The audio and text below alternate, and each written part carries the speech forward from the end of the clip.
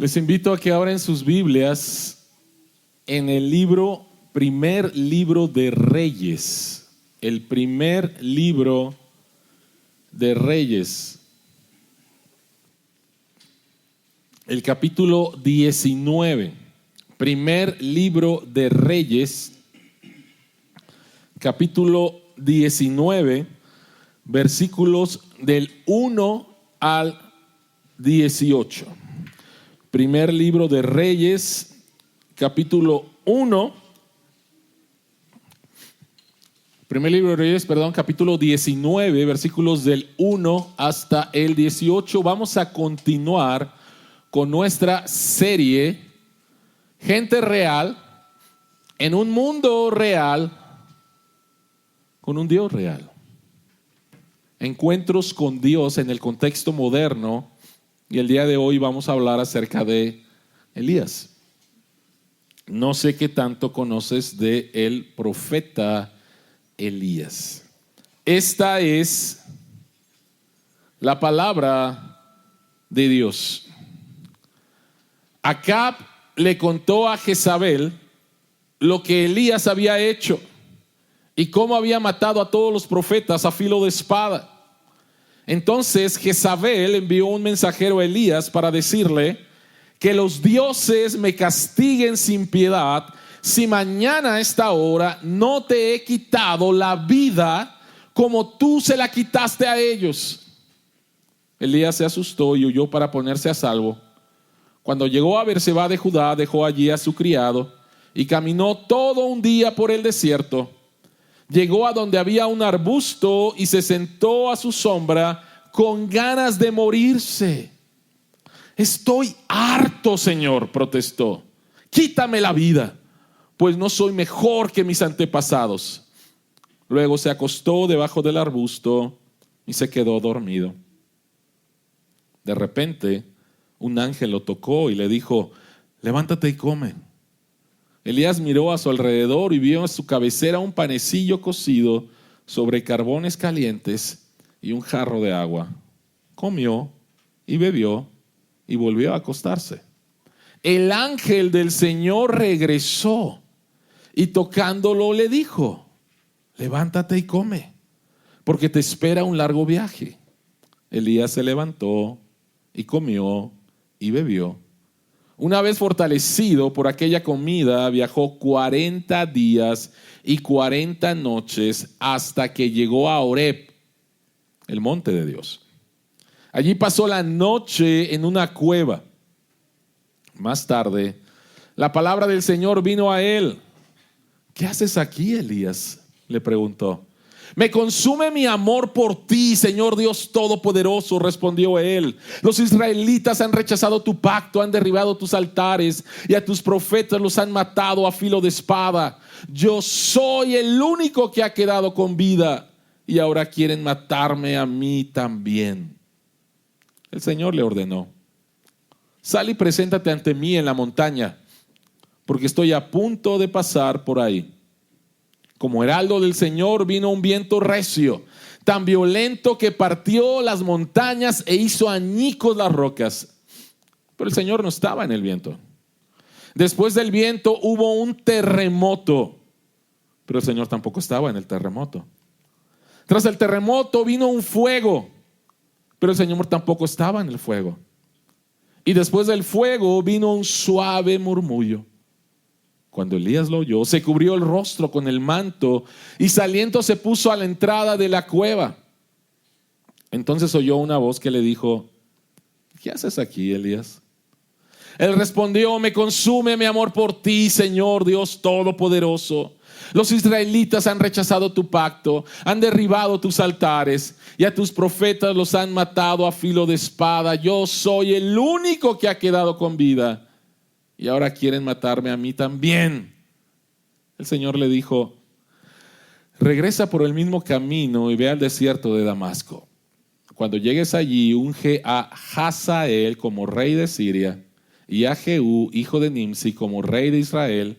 Unge también a Eliseo, hijo de Safat, de Abel Meholá, para que te suceda como profeta.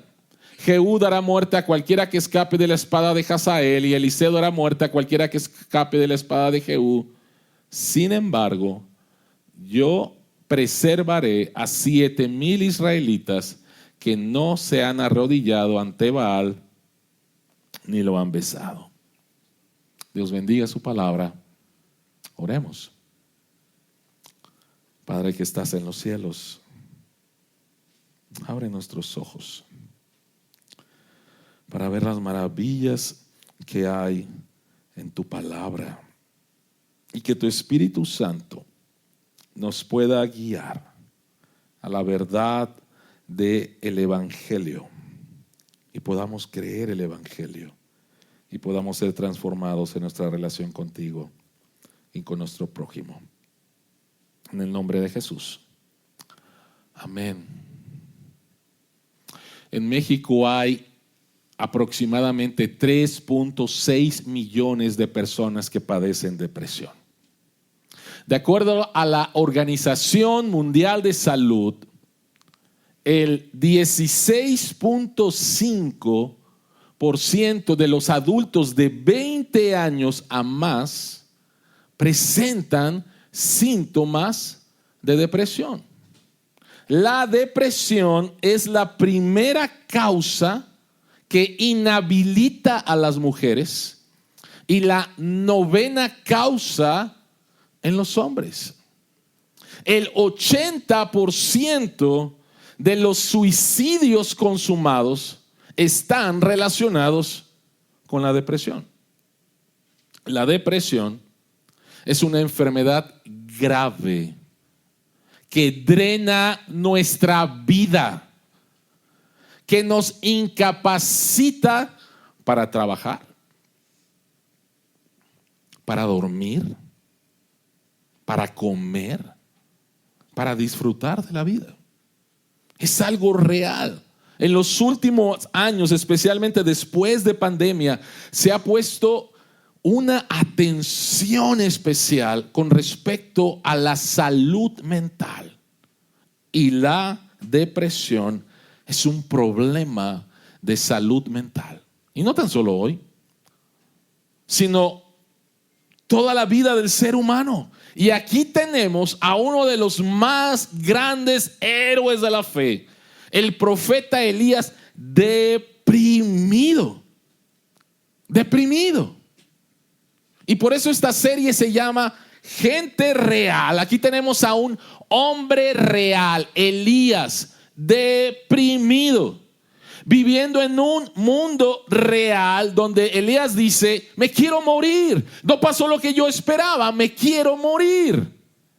Pero tenemos a una persona real en un mundo real, pero con un Dios real, con un Dios real, con un Dios que va al encuentro de Elías, con un Dios que va al encuentro de Elías. Y la pregunta del deprimido Elías, y la pregunta que queremos contestar en esta mañana es: ¿qué debes de aprender de Dios en los momentos de depresión en tu vida? Posiblemente alguien de aquí diga: no, yo nunca he estado deprimido. Espérate, es parte de la vida. Espérate. La pregunta es: ¿qué debemos de aprender de Dios en los momentos de depresión en tu vida? Posiblemente haya algún deprimido aquí esta mañana, no lo sé. Y Dios tiene palabra para ti en esta mañana. ¿Qué es lo que debemos de aprender de Dios cuando estamos en esos momentos? Número 1, debemos de aprender de su sabiduría. Debemos de aprender de la sabiduría de Dios. Debemos de aprender de su libertad. Dios es libre. Y debemos de aprender de su gracia. Estas 3 cosas, muchas más, pero solamente nos vamos a enfocar en estas 3 cosas de lo que debemos de enfocarnos, pensar y aprender de Dios en los momentos difíciles de nuestra vida. Ahora, antes de continuar, ¿en dónde estamos? Primer libro de Reyes, capítulo 19, Elías. ¿Qué es lo que ha estado pasando? En primer lugar, Israel está dividido. Hay 10 tribus en el norte y es la nación de Israel a la cual el profeta Elías está ministrando. Y la nación de Israel completamente se alejó del Señor desde el principio. Y todos los reyes que llegaron, todos los reyes alejados completamente de Dios, y había algunos todavía más malos. Y uno de estos malos es el rey Acab. Un rey que le hace caso a su esposa, la terrible reina Jezabel. Y Jezabel lo que hace es, ella no es israelita, y ella trae el culto con el cual creció, el Dios al cual adoraba, y este Dios se llama Baal. Y lo que hace es imponer la religión a todo el Estado de Israel. Ustedes tienen que adorar a los Baales. Y Dios trae disciplina a su pueblo. Y Dios dice, no va a llover durante 3 años. Elías es el que proclama esto. Y durante 3 años no ha llovido en Israel. Y llega, es el día de Primera de Reyes, capítulo 18. ¿Conocen el texto? Elías es, Santiago dice que Elías es un hombre sujeto a pasiones como las nuestras. En otras palabras, Elías es como nosotros. Y lo que hace Elías, mandado por Dios, Elías dice, a ver, ustedes que han estado adorando a Baal durante todo este tiempo, vamos a hacer una competencia. Les pido que vayan al monte Carmelo. Y ahí nos vamos a reunir y vamos a hacer una competencia para ver si el Dios de Israel, Jehová de los ejércitos, es Dios o si Baal es Dios. Vamos a hacer una competencia. Es como si Elías hubiera rentado el Estadio Azteca y de repente, grande partido. Elías contra los profetas de Baal y los profetas de Acera, ¿no? 700 personas aproximadamente contra uno. Y llenamos el Estadio Azteca, ¿no? Y ahí está. ¿Y qué es lo que pasa? Lo que pasa es que se hace un altar a Dios, un altar a Baal, y entonces la competencia es la siguiente. Señores, el Dios que conteste del cielo y mande fuego sobre el altar, ese es Dios. Y ahí estamos todos, ¿no? En el Estadio Azteca viendo a ver qué va a pasar, cuál es el Dios. Y los primeros que juegan son los profetas de Baal. Y empiezan a adorar, empiezan a cantar, pasan horas y Baal no contesta. Elías se burla de ellos, les dice, oye, es que a lo mejor Baal se fue al baño. Así les dice. Y a lo mejor pues no te escucha, ¿sí? Y siguen ahí adorando, agarran sus cuchillos, empiezan a cortarse. Era la manera en la cual adoraban a Baal, un sangrerío. Y Baal nunca contesta. Y de repente Elías dice, ¿ya hicieron todo su show? Ya es mi tiempo. Y simplemente ora y cae fuego del cielo y consume el sacrificio en el altar.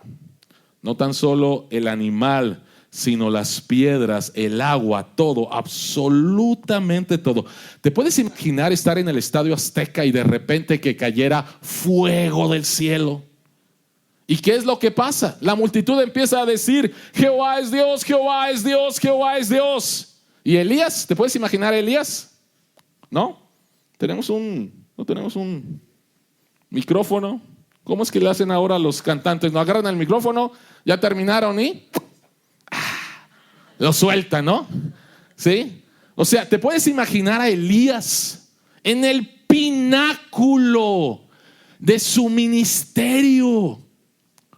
Y todo mundo reconoce, sí, Elías es profeta. Y sí, Dios es el Dios de Israel. Jehová es el Dios. Tremenda victoria. Y el texto dice que todos lo reconocieron. ¿Qué es lo que pasa después? Elías le pide a Dios que llueva y llueve. ¿Qué es lo que pasa después? Acab decide regresar a Jezreel, que era la capital de Israel en ese tiempo. De el monte Carmelo a Jezreel hay 45 kilómetros. Y entonces Acab, su caballo, está regresando a la capital para informar a la reina. Y el texto dice, vean por favor el último versículo de Primera de Reyes, capítulo 18, versículo 46. Entonces el poder del Señor vino sobre Elías, quien ajustándose el manto con el cinturón, echó a correr y llegó a Jezreel antes que Acab. O sea, es como si Acab se subieran en su coche y dijeron: ahí nos vemos, Elías, y arranca. Y Elías dice: para luego es tarde, vámonos, ¿sí? Y empieza a correr y llega antes. 3 milagros: fuego, lluvia y el poder sobrenatural para que Elías le gane el maratón a Acab, ¿sí? Y entonces Elías llega al Ángel aquí en la Ciudad de México. Imagínate, el Estadio Azteca al Ángel. Y llega al Ángel. ¿Y dónde están todos? ¿Dónde están todos? Acabamos de tener una super victoria. ¿Dónde están todos? Acabamos de tener una super victoria. Dios ha mostrado quién es Él. ¿Dónde están todos? Como cuando gana la selección mexicana, ¿no? Ahí están todo el mundo de verde y haciendo fiesta. ¿Dónde están todos? No hay nadie. ¿Y qué es lo que pasa? Entonces, lo que pasa es que Acab le dice a la reina que Elías hace justicia. La ley decía que si alguien profetizaba el nombre de otros dioses, debería de ser ajusticiado. Y Elías ajusticia a los 450 profetas falsos de Baal que había nuevamente engañado al pueblo. Y entonces Acab le dice eso a la reina, y vean lo que hace la reina. Entonces Jezabel envió un mensajero a Elías para decirle: que los dioses me castiguen sin piedad si mañana a esta hora no te he quitado la vida. ¿Qué es lo que Elías esperaba? ¿Qué es lo que tú hubieras esperado después de lo más alto de tu carrera, donde Dios respalda tu ministerio a través de una señal increíble, a través de milagros? ¿Qué es lo que tú hubieras esperado? Elías está esperando una revolución. Elías está esperando que Acab y Jezabel se arrepientan. Elías está esperando que todo el pueblo de Israel se vuelque contra Dios en arrepentimiento y la nación de Israel sea sanada. Eso es lo que él está esperando. Llega nuevamente a la capital, lo que acabo de decir, como si llegara al ángel y ¿dónde está la gente? No hay gente. ¿Por qué? ¿Por qué? Porque los milagros no hacen creyentes. La palabra de Dios sí.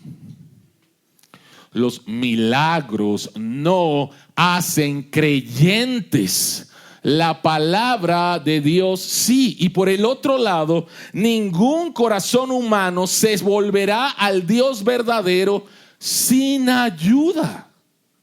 Es necesario la intervención milagrosa del Espíritu Santo en nuestro corazón para que nosotros seamos cambiados. Si tú estás esperando un milagro y crees que los milagros van a cambiar a la gente, no es cierto.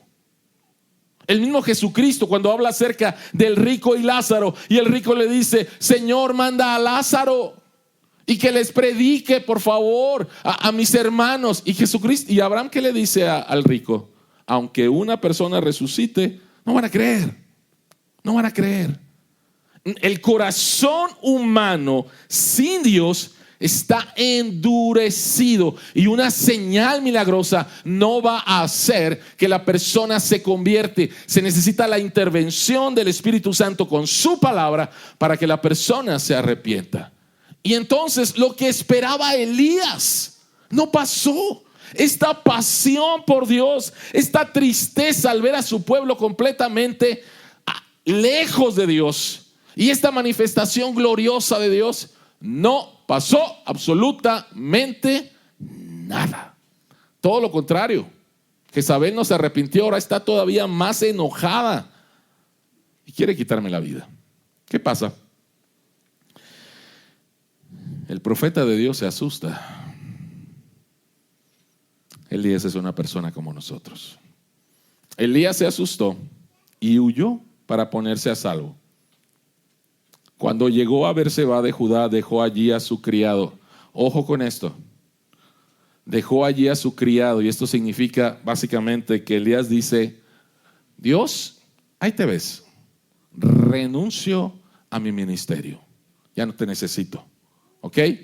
Y dice que caminó todo un día, llegó a un arbusto y le dice: tengo ganas de morirme, estoy harto, tengo ganas de morirme. ¿Has experimentado eso? ¿Has experimentado eso? Hemos experimentado eso. Hemos experimentado situaciones en nuestra vida donde le decimos a Dios: estoy harto. Estoy harto de mi matrimonio, estoy harto de mi familia, estoy harto de mi trabajo, estoy harto de la vida, estoy harto de la Ciudad de México, estoy harto que gobierne fulano, mengano, estoy harto, no me está yendo bien, estoy harto. Mejor quítame la vida. Elías es un hombre como nosotros. Estoy harto de esta enfermedad, estoy harto, estoy cansado, estoy deprimido, quítame la vida.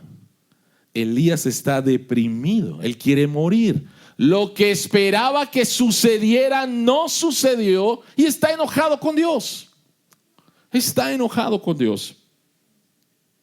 Así como la gente tiene ídolos deportivos, cantantes, nosotros los pastores tenemos nuestros ídolos de pastores.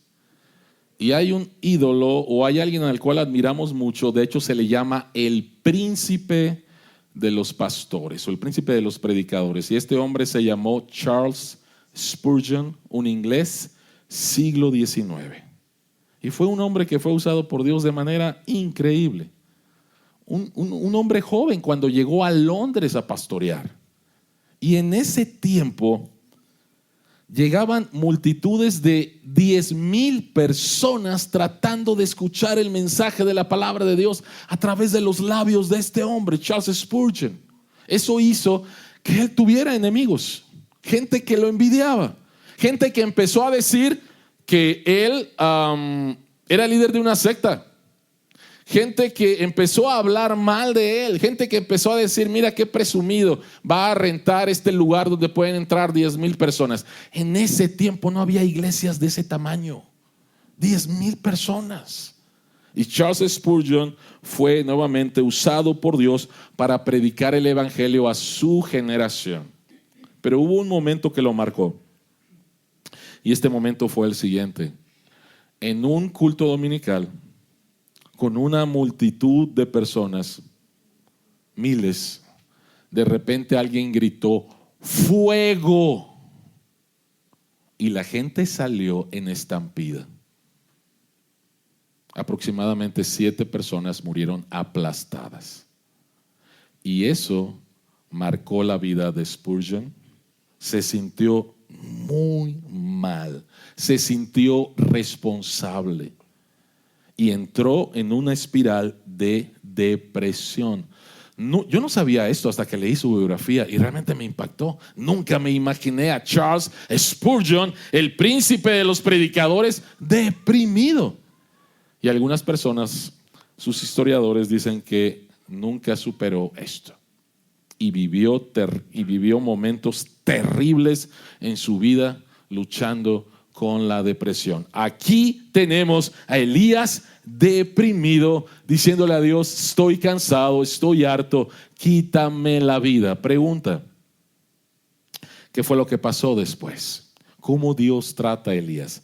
Dice que se acostó, se durmió, vino un ángel, lo tocó, le dijo: mira, hay comida. Elías comió, bebió, se volvió a acostar. Vino nuevamente el ángel, lo tocó, le dijo: oye, come bien porque te espera un largo viaje.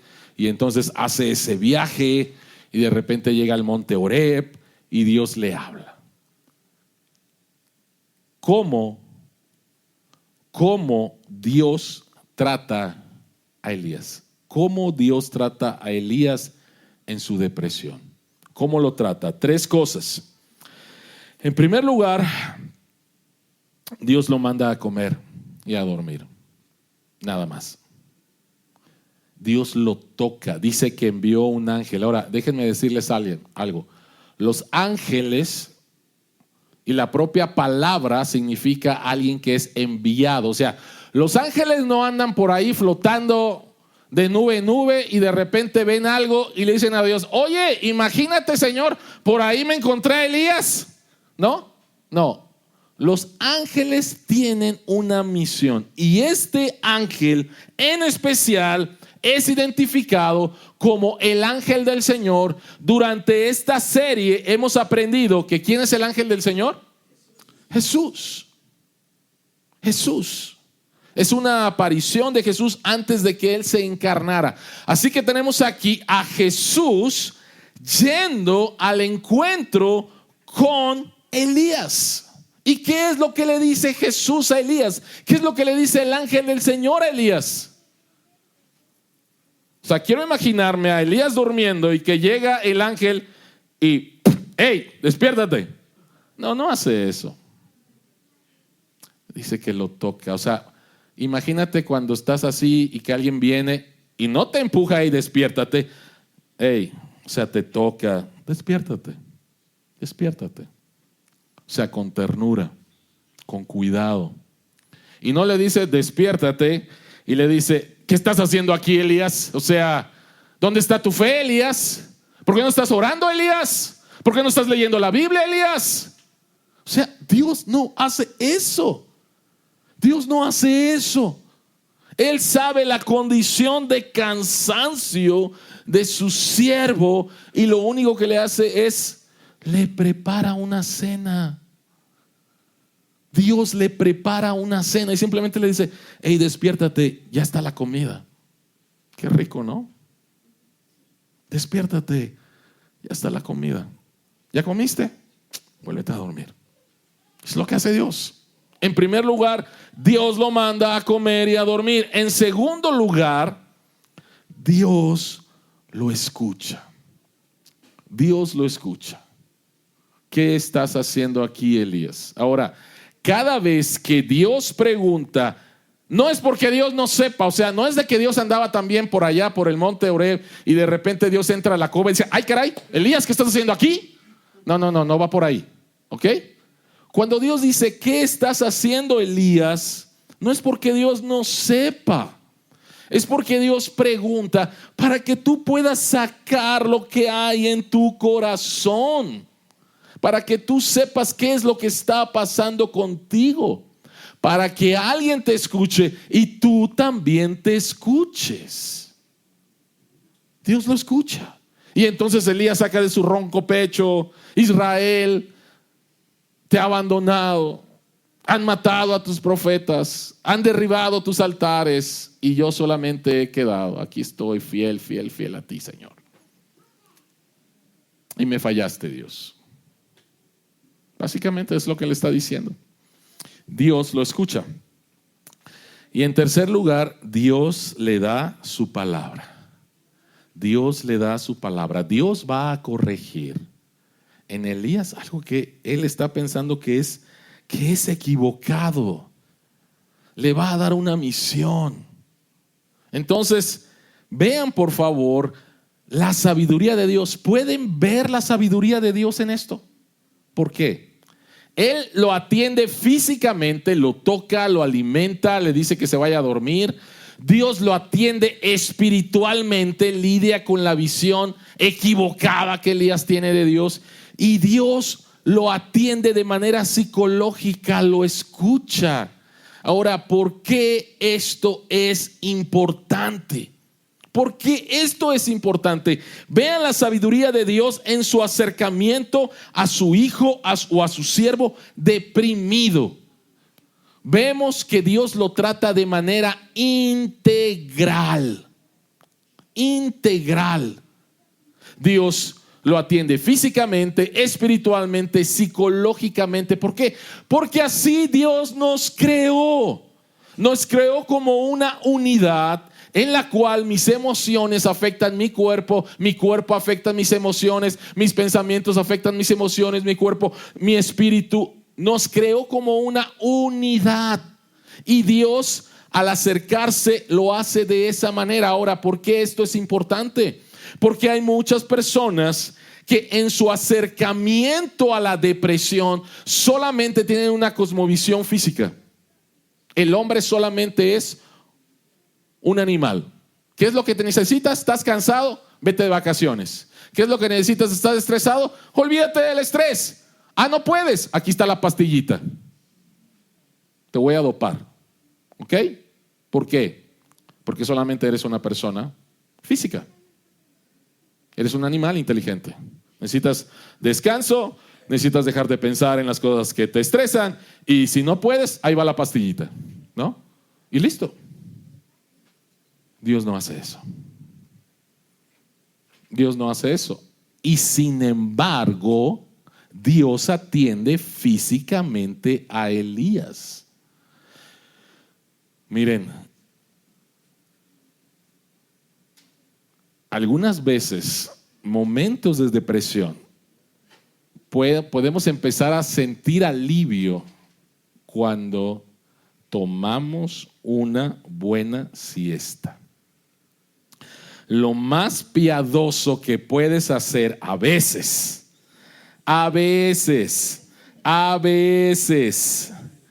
cuando estás en depresión, es dormir. Y ese es parte del tratamiento de Dios a Elías. Dios le dijo a Elías: duerme. Ahora, si se van con esta enseñanza, el pastor dijo que necesito dormir, está bien, pero no lo hagas aquí, ¿sí? Por ahí veo a uno, ¿sí? Pero no lo hagas aquí, ¿sí? Pero a veces Dios, ese es el tratamiento de Dios, ¿sí?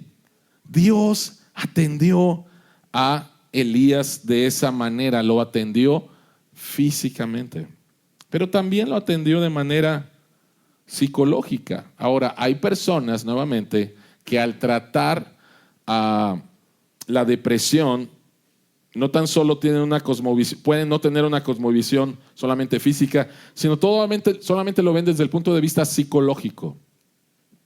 ¿Y de qué se trata? Se trata de que hables, se trata de que hables, se trata de que hables, se trata de que hables. No importa qué está pasando en tu cuerpo, tú habla, terapia, etcétera, etcétera. Y piensan que esa es la única forma en la cual podemos tratar este asunto. Sí, Dios trató físicamente y Dios también lo trató psicológicamente. ¿Por qué? Porque, como dije, Dios le dijo a Elías: habla, Elías. Y entonces Elías saca de su ronco pecho todo lo que tiene. El libro de los Salmos es un libro en el cual Dios nos da para que nosotros podamos expresarle a Dios todas nuestras emociones. Y encontramos en el libro de los Salmos, ustedes lo saben, salmos de lamento, donde David le dice a Dios 4 veces: ¿hasta cuándo, Dios? Donde el autor del Salmo 88 le dice a Dios: mis únicos amigos son las tinieblas. Dios nos dio los salmos para que podamos expresar lo que a veces no podemos expresar. Dios quiere escucharnos. Dios quiere escucharnos. Pero hay algunas personas que al tratar la cuestión de la depresión, y especialmente estoy hablando de cristianos evangélicos, solamente ven la parte espiritual. Y estas personas que solamente ven la parte espiritual, ni te atrevas a tomarte un ansiolítico. Ni te atrevas porque eso es falta de fe.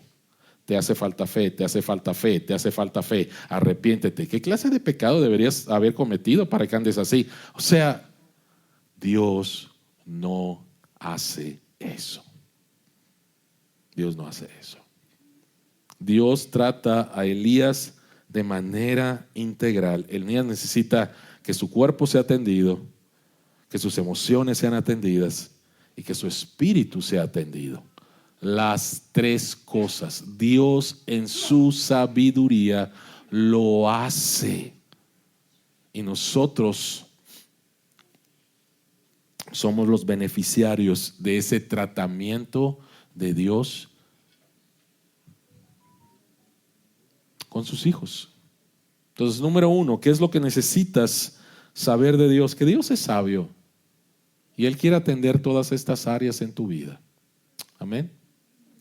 Número 2, tienes que conocer que Dios es libre. ¿Y a qué me refiero con esto? ¿Qué es lo que pasa? ¿Dónde está Elías? Elías está en el monte ¿qué? Horeb. Y el monte Horeb tiene otro nombre. Es el monte Sinaí. ¿Recuerdas quién estuvo en el monte Sinaí? ¿Por cuántos días? Interesante. Miren por favor lo que el autor del libro de Reyes está haciendo. Nos dice, Elías estuvo caminando 40 días, 40 noches y llegó al monte Sinaí. ¡Pum! Moisés. Inmediatamente pensamos en Moisés. Y Moisés estuvo en el monte Sinaí, ahí recibió la ley de Dios, los 10 mandamientos, ahí entra en un pacto para con su pueblo. Esa fue la experiencia de Moisés. Moisés tuvo la experiencia ahí en el monte Sinaí, donde le dice, Dios, muéstrame tu gloria. Y entonces Dios hace una cueva y pone ahí a Moisés, y Dios pasa por ahí, porque Moisés no puede ver la gloria de Dios, porque Moisés es un hombre pecador. Dios lo protege. Ahí está Moisés, muchos años atrás. Pero ahora está Elías.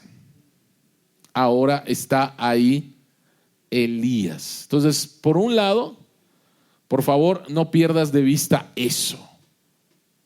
Donde estuvo Moisés es donde ahora está Elías. El Señor le ordenó, sal y preséntate ante mí en la montaña, porque estoy a punto de pasar por ahí. Como heraldo del Señor vino un viento, partió las montañas, vino un terremoto, Dios no estaba ahí, vino un fuego, Dios no estaba ahí, el viento, Dios no estaba ahí. Y de repente un suave murmullo. Elías sabe que es Dios e inmediatamente se cubre. ¿Qué significa todo esto? ¿Qué significa todo esto? Si vamos a Éxodo capítulo 19, cuando Dios desciende al monte Sinaí, ¿recuerdas el pasaje? ¿Qué es lo que hubo? Hubo terremoto, hubo fuego, hubo viento. ¿Y qué dijeron los israelitas? No más, por favor, no más. Sí, Moisés, por favor, ve a hablar con Dios. Nosotros estamos llenos de miedo.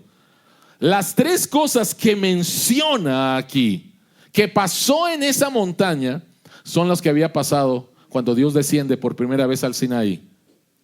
Terremoto, fuego, viento, ¿sí? Por un lado. Ahora, ¿qué es lo que está pasando cuando de repente dice que después del fuego vino un suave murmullo? ¿Qué es lo que está pasando? ¿Qué significa? Lo que significa es lo siguiente: la voz de Dios en nuestras vidas no siempre llega en la manera que esperamos. Pero eso no significa que Dios no nos esté hablando. Dios no está encajonado. Dios no está confinado a una cajita en la cual nosotros creemos que Dios tiene que actuar. ¿Me estoy dando a entender? En el Antiguo Testamento, en Éxodo, Dios estuvo en el terremoto. Ahí debe de estar Dios. No, Dios no está ahí. Allá estuvo. Hace muchos años allá estuvo. El fuego, ahí debe de estar Dios. Allá estuvo. Pero ahora la presencia de Dios, la manifestación de Dios se da a través de este murmullo, de esta voz suave. Y es muy importante. ¿Por qué está deprimido Elías? Elías está deprimido porque las cosas no salieron como él quería. Él estaba esperando un avivamiento. Él estaba esperando que derrocaran a Jezabel y a Acab. Él estaba esperando eso. No pasó eso. Dios, tú me has fallado. Mi siervo que se quede ahí se ven. Yo me voy, quién sabe a dónde, pero me voy. ¿Ok? Entonces, Dios es libre. La visión limitada que Elías tenía de Dios y de cómo trabaja Dios, lo defraudó. No Dios. Dios no defraudó a Elías. La visión limitada de Dios. A ver, Dios, tengo este problema. Y entonces meto a Dios en una cajita y le digo a Dios, así es como tú debes de actuar. Y Dios no actúa así como tú esperas. Dios, me defraudaste. No, Dios no te defraudó. Tu visión limitada, el que quieras poner a Dios en una cajita y decirle a Dios qué es lo que tiene que hacer, eso es lo que te defraudó. Dios no. Dios no. Mira, Señor, cómo está esto. Mira, Señor, cómo está esto. Mira, Señor, cómo está esto. ¿Por qué no actúa, Señor? Dios es libre. Tú no puedes limitar a Dios. Es más, en los versículos 15 al 16, Dios le dice a Elías: Elías, mira, te voy a presentar mi plan. Y mi plan es, en primer lugar, hay un rey pagano que tú no conoces, pero yo te pido que lo vayas a ungir, y él es el que va a hacer mi justicia contra Acab y Jezabel. Un pagano, no tú, mi hijo. Un pagano lo va a hacer. Ese es mi plan, en mi sabiduría, y así se va a ejecutar. Y mira, Elías, quiero que vayas a buscar a un jovencito que se llama Eliseo. Él te va a suceder. O sea, Dios le revela el plan a Elías. Un plan que sale fuera de la caja, fuera de las expectativas de Elías. Elías necesitaba conocer más profundamente a Dios. Y es lo que está pasando. Dios va al encuentro de su profeta en su momento de depresión para que él conozca que Dios es sabio, y en segundo lugar que Dios es libre. No lo puedes encajonar. No lo puedes encajonar. Dios es libre. En tercer lugar, va a conocer más de su gracia. ¿Qué es lo que pasó? Dios llama a Elías a salir de la cueva en el versículo 11. Pero Elías no sale hasta el versículo 13. ¿Por qué? ¿Por qué? ¿Qué pasó en el versículo 12? Tras el terremoto vino un fuego, pero el Señor tampoco estaba en el fuego. Y después del fuego vino un suave murmullo. ¿Qué es lo que estaba pasando? El texto dice que lo primero que vino antes del terremoto fue un viento recio. Fue como hubiera sido un tornado. Y el tornado empezó a hacer pedazos la montaña. La pregunta es, ¿por qué no hizo pedazos a Elías? Elías está en la montaña, en una cueva, y de repente viene un tornado y empieza a despedazar la montaña. Pero no le pasa nada a Elías. Después viene un terremoto. Nosotros sabemos qué es eso, pero no le pasa nada a Elías. Después viene un fuego, pero no le pasa nada a Elías. ¿Por qué no le pasa nada a Elías? El fuego, el terremoto, el tornado, el viento fuerte en las escrituras son usadas también como metáforas del juicio de Dios. Y a Elías no le pasa nada. ¿Me estoy dando a entender? El juicio de Dios viene y a Elías no le pasa nada porque Dios está cuidando a Elías. En lugar de que caiga juicio sobre un profeta que tiene a Dios encajonado ahí su cajita y que cree que Dios le falló, Dios muestra misericordia y mantiene a Elías seguro ahí en la montaña. Ahora, Mateo capítulo 17. ¿Sabes que encontramos a Elías en el Nuevo Testamento? En una montaña. ¿Sí lo recuerdas? La transfiguración de Jesús. Jesucristo sube a un monte, se transfigura su gloria y de repente dice que estaba ¿quién? Moisés y Elías, los dos hombres que estuvieron ahí en el monte Sinaí, que anhelaron ver la gloria de Dios, que Dios los cubre porque nadie puede ver su gloria y vivir por causa del pecado. Ahora están en un monte y ahí está Jesús transfigurado. Ahora sí pueden ver la gloria de Dios sin morir. Y ahí está Elías. Ahí está Elías. viendo ahora quién lo cubrió, quién le mostró su gracia durante ese tiempo. Dios mantiene a Elías en la montaña para que la montaña absorba la intensidad del tornado, el fuego y el terremoto. Cuando Elías sale, todo lo que experimenta de Dios, ¿qué es? Es una voz suave y apacible. ¿Qué significa esto? Jesús en la cruz recibió el tornado, el terremoto y el fuego de la ira de Dios para que pudiéramos escuchar la voz suave, apacible, pequeña y llena de gracia del Espíritu Santo, hablando a nuestro corazón del amor, de la bendición y la promesa de Dios en Jesús para nosotros, del perdón y de la salvación. Jesucristo lo absorbió todo para que nosotros ahora pudiéramos escuchar la voz de la gracia de Dios en nuestra vida, nos arrepintiéramos de nuestros pecados y empezáramos a conocer a este Dios sabio, a este Dios libre y a este Dios lleno de gracia. Eso es lo que pasó.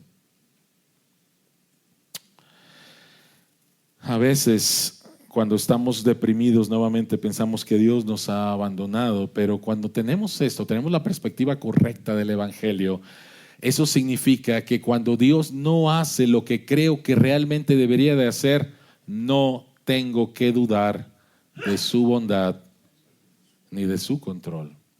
¿Sabes cuál es posiblemente la escena donde más personas piensan que Dios no tenía el control? La cruz. ¿Qué estás haciendo, Dios? ¿Qué estás haciendo, Dios? Los ángeles, ¿qué estás haciendo, Dios? ¿Qué estás haciendo, Dios? Estás dejando solo a Jesús. ¿Qué estás haciendo, Dios? Pero Jesucristo va a la cruz como nuestro sustituto para pagar lo que tú y yo no podíamos pagar. Y Dios estaba en perfecto control de todas las cosas. Como dice el apóstol Pablo, si cuando éramos enemigos Dios nos dio a su Hijo, ¿cuánto más ahora que somos sus hijos? ¿Cómo no nos dará juntamente con Él todas las cosas? Podemos pensar que Él nos ha abandonado. La evidencia puede decir que Él nos ha abandonado. La verdad es que jamás, jamás, jamás nos va a abandonar, porque el que abandonó fue a Cristo. Ahora, Dios llama a Elías a que confronte la mentira que ha creído. 2 veces en este pasaje Dios le pregunta a Elías por qué está deprimido. Y Elías responde con una mezcla de verdad y de error. Elías le dice: tengo celo por ti, oh Dios. ¿Verdad? Los israelitas te han rechazado. ¿Verdad? Han matado a tus profetas. ¿Verdad? Soy el único que queda, Dios. Ay, cálmate. ¿Sí? Falso. Falso. Falso. Pero sí se dan cuenta que algunas verdades nos pueden llevar a una conclusión falsa. Elías le dice a Dios: soy el único. Y eso es orgullo. Y Dios le dice a Elías: Elías, yo me he reservado 7,000 agentes especiales, 7,000 israelitas que no han besado la imagen de Baal, que no se han arrodillado ante Baal. Yo me lo he reservado. Así que Elías, cálmate, ¿sí? No eres el único. No eres el único. Ahora, creo que todos hemos experimentado eso. Y es normal. Cuando estamos en situaciones de dolor, vemos las cosas desde nuestra perspectiva y podemos llegar a conclusiones equivocadas. Dios, es que esta situación no va a cambiar nunca. Falso. Dios, es que siempre voy a estar solo. Falso.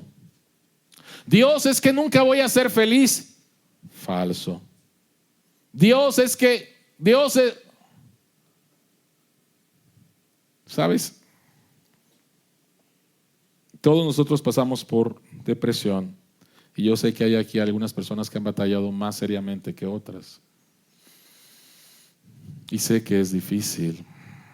Y déjame decirte algo, aún Dios no lo quiera, pero aún si el resto de lo que queda de tu vida vas a estar batallando con la depresión, déjame decirte que la depresión va a terminarse un día. Y es el día en que Dios te llame a su presencia. Y por toda la eternidad no vas a batallar jamás con la depresión. Lo voy a tratar de volver a decir. Si hay alguien aquí, Dios no lo quiera, que vas a estar batallando con la depresión por el resto de tu vida. Miren, acabo de ir a Monterrey y fui muy impactado con la vida de un hermano al cual amo, el cual es un siervo de Dios, el cual de veras ama a Dios, ama la obra de Dios, y le dio herpes zóster, pero no se le quitó por completo y tiene todavía ahí una secuela que todos los días le causa dolor crónico. Su esposa dice: mi esposo ha cambiado. Sus hijas dicen: mi papá no es el mismo. Y él tiene que estar tomando medicamento para poder soportar el dolor. Y cuando lo vi dije: Señor, ¿hasta cuándo? ¿Hasta cuándo? No lo sé. Él no lo sabe. Él ora todos los días. Su familia ora todos los días. Yo oré con él. Pero aun si esa fuera la voluntad de Dios, va a llegar un día en el cual él va a tener victoria por causa de Cristo. Así que somos llamados a confrontar nuestra propia depresión y decirle a nuestra depresión: tú no tienes la victoria. La victoria es de Jesús. La victoria es de Jesús. Y este pasaje termina con Dios regresando, o mejor dicho, diciéndole a Elías: regresa a la misión que te he dado. Dios termina diciéndole a Elías: vuelve a la tarea de ser profeta, vuelve a la tarea de proclamar mi palabra, vuelve a la tarea de ungir a políticos, a reyes, vuelve a la tarea de preparar hombres de Dios. Busca a Eliseo, vuelve a la tarea, no te quedes ahí, vuelve a la tarea. Yo voy a estar atendiendo todas las áreas de tu vida: la física, la psicológica, la espiritual. Me estás conociendo que yo no estoy atado de manos como tú crees. Regresa a la tarea, y regresa a la tarea nuevamente empoderado por mí. Querida iglesia, queridos amigos, lo que sea que debas estar haciendo, pero dices: no lo estoy haciendo porque estoy deprimido, quiero animarte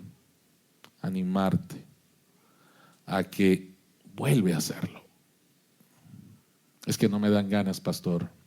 Tienes razón. Es que no tengo fuerzas, pastor. Tienes razón. Pero Dios sí. Dios puede darte la fuerza, Dios puede darte la sabiduría, Dios puede darte la gracia para que regreses a hacer lo que debes de estar haciendo. Dios nos trata de esa manera, con su sabiduría, con la libertad, con su gracia y amor. Nosotros no recibimos lo que debíamos haber recibido por nuestros pecados. Nuestro Salvador sí. Les compartí acerca de Charles Spurgeon, y él compartió lo siguiente una vez a su iglesia. Spurgeon decidió, esto lo dice un historiador, Spurgeon decidió ver la depresión no como la ausencia de la palabra de Dios, sino en sí misma como una palabra de Dios. Optó por usarla por confiar en que Dios quería decir algo con ella o a través de ella. Supuso que Dios, a través de su depresión, estaba dando una imagen de algo que iba mejor y más profundo que las alegrías de una vida feliz y saludable. Y esas eran las alegrías de estar con Jesús en la eternidad. Y una vez dijo esto a su congregación: con frecuencia me encuentro deprimido, tal vez más que cualquier otra persona aquí. No encuentro una mejor cura para esa depresión que confiar en el Señor con todo mi corazón y tratar de comprender nuevamente el poder de la sangre de Jesús, que habla de paz, y su amor infinito al morir en la cruz para borrar todas mis transgresiones. Ahí es donde me tengo que enfocar. Ahí es donde me tengo que enfocar. Ahí es donde tengo que predicarme a mí mismo el evangelio. Y Dios sostuvo a este hombre, el príncipe de los predicadores, para hacer la obra a la cual Dios lo había llamado, edificar a la iglesia, y miles se convirtieron al Señor. Iglesia, vivimos en un mundo caído. Y es inevitable pasar por momentos difíciles como la depresión. Pero tenemos a estos santos que también pasaron. Estás en buena compañía. No creas que si estás deprimido estás pecando contra Dios. No, por favor. Hay cosas que a lo mejor Dios te va a enseñar que necesitas arrepentirte, no lo sé. Pero por favor, mira cómo Dios se acercó a Elías, al Elías deprimido, y termina nuevamente enviándolo a la misión. Enviándolo a la misión. Después de conocer más profundamente a este Dios, que se acerca y lo trata de manera integral. Que se acerca y le dice: Elías, no me conoces. Déjame decirte que yo estoy mucho más allá de lo que tú te imagines de cómo yo hago mi trabajo. Y Elías, mi gracia es la que no ha permitido que mi juicio sobre ti, porque también eres un pecador, caiga.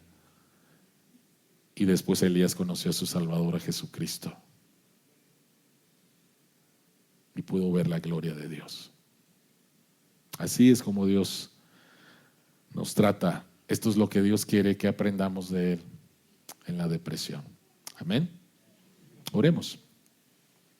Padre que estás en los cielos, te alabamos, te bendecimos, te glorificamos, porque eres grande, eres maravilloso, eres sabio, eres libre, eres lleno de gracia. Gracias, Señor, que en tu palabra encontramos a hombres y mujeres como nosotros. Gracias, Señor, que tú nos tratas con ternura. Gracias, Señor, que tu palabra nos revela quién eres. Y gracias que en Jesucristo, tu Hijo, estamos completos, somos perdonados, somos salvados, somos tus hijos. A ti sea toda la gloria. Bendice a tu iglesia, Señor. Trae sanidad a sus corazones, a sus cuerpos, a sus espíritus. En el nombre de Jesús. Amén.